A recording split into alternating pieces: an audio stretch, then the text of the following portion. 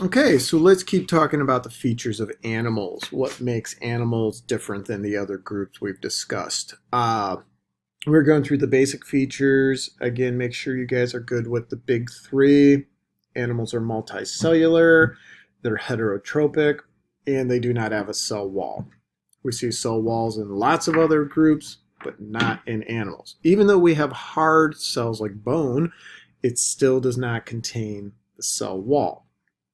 So we left off with talking about body plans, radial and bilateral, and how those body plans will differ, how they give animals different adaptations.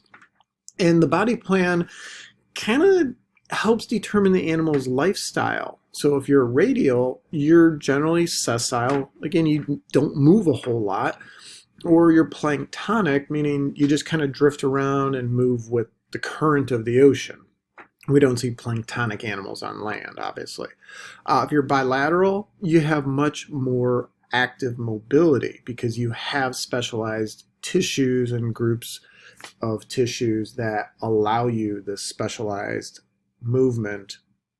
It changes your ecological role or your niche. So and we're going to revisit this as we go into the groups of animals. So, okay, so tissues, that's a big feature when we talk about animals. Tissues are specialized cells. You have cells working together to perform a common function. Then we call them tissues. The one group of animals that is goofy, that doesn't really fit the true tissue definition, are sponges. And I'm going to show you guys the sponges. They're actually really kind of cool animals, some amazing properties.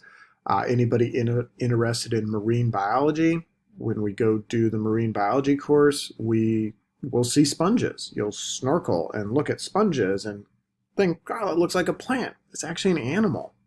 So sponges have collections of tissues that perform various functions, but they lack true tissues. They lack these specialized cells that do the same job. That's what makes sponges a little different. And again, I'll get into that when we start talking about sponges. They're currently classified under phylum Porifera. So we'll come back and talk about that. But in general, tissues are specialized cells that allow animals to have specific functions to those tissues. Okay, other features. The body cavity. When we look at the animal body plan, it develops specialized tissues that create specialized structures, and we have what we call the body cavity of the animal. This is what isolates, or is the body cavity is isolated from the exterior of the animal. Now, when we're looking at animal body cavities, it is derived from potentially three different tissue groups. The ectoderm is a tissue layer that will be part of the body cavity. The endoderm is a tissue layer that will be part of the body cavity, and then the mesoderm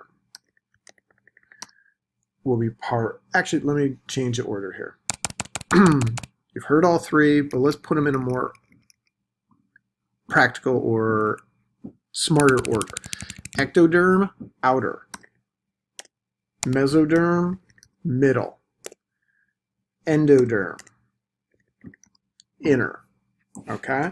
So the ectoderm is the tissue group that will, during development, will form and create the outer layer of the body plan of the animal, basically your skin.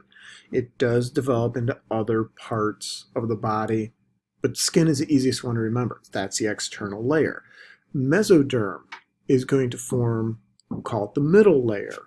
That's forming things like your muscle, the different tissues associated with the middle of the body plan. And then the endoderm is the inner layer, the inside layer. That's going to form different cells, different tissue types that perform internal functions. So the way I want you guys to remember it, ectoderm, let me get this back up here. Skin, Let me shrink this a little, make sure it fits. Skin and nerves are going to be derived from ectoderm. Mesoderm will form your skeleton and your muscle. And then the endoderm will form the digestive system. All right, so that's the kind of the approach I want you to take with these tissue layers, these developmental layers as the body cavity is forming. All right, so not all animals have all three layers. That's something to mention, and we'll talk about examples of that as we go through these things. Some animals only have 2 layers. Other animals have 3 layers. So as we're discussing the body cavities, different animals have different body designs, body plans, and body cavities. Some animals actually lack a body cavity, and these are things we call the acoelomates. They lack what's considered a true body cavity. So the example down here, get that. These are animals known as the acoelomates, things like flatworms. Now they still have the 3 tissue layers, ecto, meso, endo, but they don't have any kind of true body cavity or space within their body plan. They have a tube in their center, that's their digestive system, but then they have that tissue layer there, they have the muscle, and then the skin. That's it. So acoelomate animals don't really have a lot of great mobility. They're pretty limited because of this body plan. Pseudocoelomates have a partial body cavity. So that's our next group down here. So if anybody has ever seen a roundworm, this is not an earthworm, different group. Roundworms, things called ascaris are an example. So they have this kind of partial body cavity. They have the inner tissue layer. There's the endoderm. There's your digestive system, the endoderm. And then they have a space here. And then they have the mesoderm, like the muscle layer, and then the skin on the outer side. So this type of cavity, this little space here, allows for a certain level of movement. Most roundworms use what we call hydrostatic pressure, and they kind of move and flip and bend and twist. It's kind of like a fire hose. You've seen the videos of people losing control of the fire hose and it's just flipping around. That's kind of how pseudocoelomates move, just with internal pressure there. The third type of body cavity is what's called the coelomate. All right, these guys have a full body cavity. This is the majority of the animals that we probably are familiar with. Mollusks, annelids, arthropods, echinoderms, chordates. Chordates include all the mammals, the birds, the reptiles. So you look at our body plan, and we have our internal digestive cavity here. Then we have a layer of tissue, the endoderm. Then we have some muscle. Then we have space here, we got more muscle here, then we have eventually our skin on the outer perimeter there. So we have a very complex body plan when we are classified as a coelomate animal. You have this full body cavity. It increases specialization, it increases mobility, lots of things change when you're dealing with coelomate animals. Okay, so here's a better picture of it. So what they look like and some of the variations there. So imagine chopping them in half, looking at a cross section of the animal, and what kind of layers do you see there when you go from one group to the next to the next. Right? So that makes animals different, quite a bit different different from other groups, but also different within the animal groups themselves. Okay, movement, mobility, you need energy. Well, to do that, you need a circulatory system. So our body plans have a circulatory system to them. There are 2 variations on circulatory systems. open and closed. An open circulatory system contains a fluid known as hemolymph. This is a mixture of the blood and body fluid and tissue fluid. All this is just kind of mixed together. So with the open circulatory system in animals like mollusks and a lot of the arthropods, the heart pumps blood and then it just kind of dumps over the top of the tissues. Gas exchange occurs, blood gets routed back to the heart.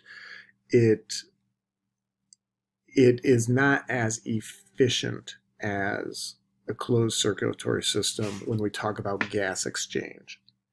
So you lose some gas exchange when you're looking at hemolymph. You just don't get as much oxygen to the tissues, to the cells, when you have an open circulatory system. So a lot of times it can decrease the mobility and the energy level of certain animals when they have an open circulatory system. Not all, not guaranteed, not a fast rule, but a general principle. So when we talk about mollusks, the vast majority of mollusks have open circulatory systems and they're not real mobile. So clams don't move real quick. So there is an exception to that rule in the mollusk world, which we'll get into when we get to that animal group. Now, closed circulatory system, this is where you have blood contained within the vessels, arteries and veins, arterioles, capillaries, etc. So you have greater control of gas exchange, higher efficiency of gas exchange, allowing for more oxygen to reach individual single cells, carbon dioxide waste removal to occur as well. So again, a variation from the open system because you're actually isolating the blood away from the body fluid. You don't have that mixing and that mingling of blood and body fluid when you have a closed system.